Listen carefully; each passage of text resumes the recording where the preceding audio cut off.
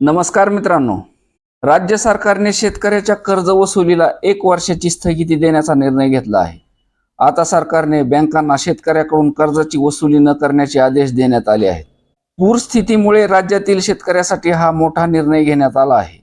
त्यामुळे आता शेतकऱ्यांना यंदा कर्ज भरावे लागणार नाही। यामुळे शेतकऱ्यावर येणारा आर्थिक भार कमी होण्यास मदत होणार आहे। राज्य सरकारने घेतलेल्या या निर्णयामुळे शेतकऱ्यामध्ये आनंदाचे वातावरण पाहायला मिळत आहे।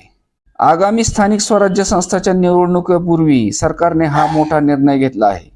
जिल्हा मध्यवर्ती बँकांना कर्ज वसुलीला स्थगिती देण्याचे आदेश सरकारने दिलेले आहेत। त्यामुळे आता शेतकऱ्यांना पुढच्या वर्षी कर्ज भरावे लागणार आहे। सरकारच्या या निर्णयामुळे आधीच पिचलेल्या शेतकऱ्यांना आता मोठा दिलासा मिळणार आहे।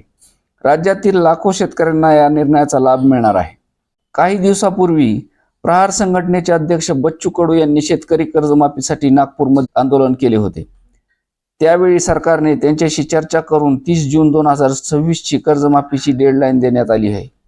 याचा अर्थ 30 जून 2026 पर्यंत शेतकऱ्यांचा सातबारा कोरा होणार आहे। सरकारच्या या निर्णयावर बच्चू कडू यांनी समाधान व्यक्त करत आंदोलन थांबवले होते। बच्चू कडू यांच्या आंदोलनात राज्यभरातील शेतकरी नेते सहभागी झाले होते। तसेच हजारोच्या संख्येने शेतकरीही सामील झाले होते। शेतकऱ्याच्या आंदोलनाला यश मिळाल्यानंतर राज्यभरातील शेतकऱ्यांनी आनंद व्यक्त केला होता। त्यानंतर आता राज्य सरकारने शेतकऱ्यांना आणखी एक खुशखबर दिली आहे। त्यामुळे शेतकऱ्याचा आनंद द्विगुणित झाला आहे। अतिवृष्टीमुळे राज्यातील शेतकरी संकटात सापडला आहे। अनेक शेतकऱ्याचे पिके वाहून गेलेली आहेत। अशातच आता राज्यातील शेतकऱ्यासाठी हा घेतलेला निर्णय म्हणजे शेतकऱ्यासाठी आनंदाचीच बातमी आहे। राज्य सरकारने कर्जाविषयी हा मोठा निर्णय घेतल्यामुळे शेतकऱ्यात समाधान व्यक्त केले जात आहे। या निर्णयामुळे राज्यातील लाखो शेतकऱ्यांना मोठा दिलासा मिळणार असून आगामी स्थानिक स्वराज्य संस्थांच्या निवडणुकीच्या पार्श्वभूमीवर राज्य सरकारने शेतकऱ्यांना मोठी खुशखबर दिली आहे।